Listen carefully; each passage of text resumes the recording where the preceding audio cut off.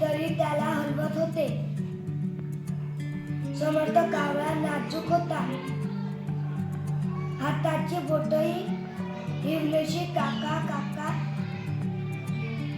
त्या छोट्याशा मुलांनी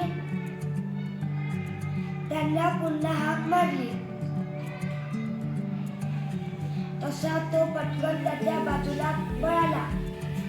ती म्हणाली, काका, मला किनही खूप भीती वाटते.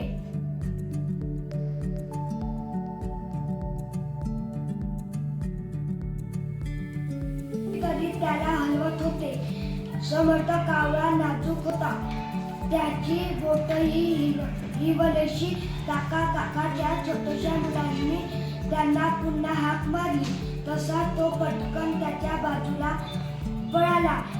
ती म्हणाली, काका, मला किनची खूप भीती वाटते. कशाची भीती? काकांनी विचारले. मला रस्त्याची भीती वाटते. मुलगी म्हणाली, रस्ता काय, हा वाघ सिंह आहे, खाऊन टाकेल तुला. काका म्हणाले,